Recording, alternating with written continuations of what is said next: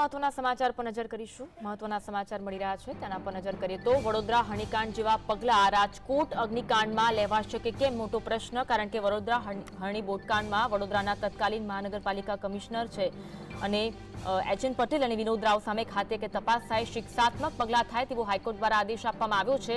સરકાર રાજકોટના તત્કાલીન કમિશનર સામે પગલાં લે તેવી માંગ અત્યારે ઉઠી છે। રાજકોટમાં આજે અગ્નિકાંડની ઘટના બની તેમાં પણ આવી કાર્યવાહી થાય, આવો આદેશ થાય તેવી માંગ થઈ રહી છે। રાજકોટ અગ્નિકાંડ મુદ્દે પૂર્વ કમિશનર જવાબદાર હોવાના આક્ષેપ અગાઉ પણ થયા છે। પૂર્વ કમિશનર અમિત અરોરા અને આનંદ પટેલ સામે પગલાં લેવામાં આવે તેવી માંગ ઉઠી છે। ચલો, પૂછપરછ તો થઈ છે, પરંતુ પૂછપરછના અંતે માત્ર રિપોર્ટ સોંપવાની વાત સામે આવે છે, પરંતુ કોઈ કાર્યવાહી થતી નથી તેવું પીડિત પરિવારોનું પણ કહેવું છે, લોકોનું પણ કહેવું છે।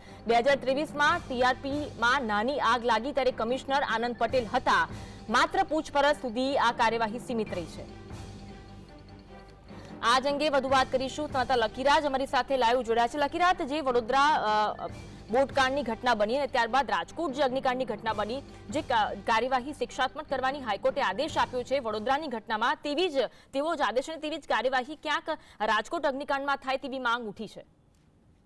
જી, ચોક્કસથી ઉઠી છે અને ઉઠવી પણ જોઈએ, કારણ કે તેનું કારણ છે કે જ્યારે 2021માં જે ટીઆરપી ગેમ ઝોન હતું તેની શરૂઆત થઈ ત્યારે રાજકોટ મહાનગરપાલિકાના તત્કાલીન કમિશનર અમિત અરોરા અહીંયા હતા અને ત્યારબાદ જ્યારે 2023માં જ્યારે આગ લાગી અને આગ લાગ્યા બાદ જે નોટિસ પણ નીકળી હતી કે આજે જે માચડો છે, ગેરકાયદેસર માચડો છે, તેને ધ્વસ્ત કરી નાખવામાં આવે, તેનું ડિમોલેશન કરવામાં આવે, ત્યારે 2023માં રાજકોટ મહાનગરપાલિકાના જે તત્કાલીન કમિશનર આનંદ પટેલની બદલી થઈને તેઓ આવી ચૂક્યા હતા। એટલે ચોક્કસપણે આ બંને કમિશનર છે તેઓ વાકેફ હતા ટીઆરપી ગેમ ઝોનના ગેરકાયદેસર બાંધકામથી। અને જો વાત કરવામાં આવે અમિત અરોરાની તો તેઓ પોતે તો તેમનો તો ફોટો પણ વાયરલ થયો છે જ્યારે ટીઆરપી ગેમ ઝોનમાં અન્ય આઈપીએસ અને આઈએએસ અધિકારીઓ સાથે જતા। એટલે ચોક્કસપણે જોવા જઈએ તો આજે લોકોમાં અને પીડિત પરિવારોમાં જે માંગ ઉઠી છે કે બંને જે તત્કાલીન કમિશનર હતા તેમના ઉપર પણ જે વડોદરાના તત્કાલીન કમિશનરો ઉપર જે કાર્યવાહી કરવામાં આવી,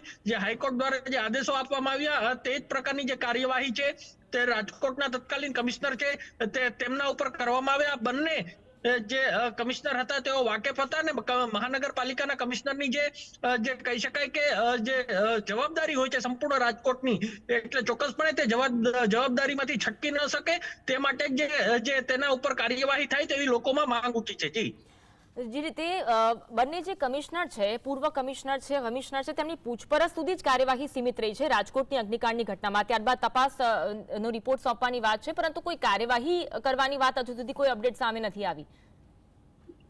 અત્યાર સુધી નક્કર કાર્યવાહી મોટા મગરમચ્છો છે તેના ઉપર નથી થઈ, માત્ર નાની નાની માછલીઓ પકડીને સરકાર દ્વારા જે દેખાડો જે કરવામાં આવતો હોય તેવું જે પીડિત પરિવારનું કહેવું છે ને કોંગ્રેસ દ્વારા આંદોલન પણ આ મામલે ચલાવવામાં આવી રહ્યું છે। પરંતુ કહી શકાય કે આઈએએસ અને આઈપીએસ અધિકારીઓ ત્યાં જઈને તેમણે જે ટીઆરપી ગેમ ઝોનની જે તે વખતે મજા પણ માણેલી છે, છતાં પણ જે મહાનગરપાલિકાના કમિશનર જેવા અધિકારીને પણ તે જોઈને પણ તેના વિરુદ્ધ કાર્યવાહી ન કરી, તે પણ એક અચંબા જેવી બાબત છે ને તે હાઈકોર્ટે પણ તે ક્યાંક ને ક્યાંક ઉધડા લીધા હતા આ બાબતે। ત્યારે સરકાર પાસે હવે લોકોની એવી માંગ છે કે આ બંને જે કમિશનર છે તેના ઉપર શિક્ષાત્મક પગલાં છે તે સરકાર લે તેવી માંગ છે હાલ તો। જી, બિલકુલ, આભાર લકી જોડાવા માટે અને માહિતી આપવા માટે। તો વડોદરા બોટકાંડમાં જે રીતે હાઈકોર્ટ દ્વારા આદેશ આપવામાં આવ્યો અને જે રીતે સખત કાર્યવાહી થાય કમિશનર વિરુદ્ધ તેવો આદેશ આપવામાં આવ્યો, તેવી જ કાર્યવાહી ક્યાંક રાજકોટ અગ્નિકાંડની ઘટનામાં થાય તેવી માંગ હાલ તો જોવા મળી રહી છે।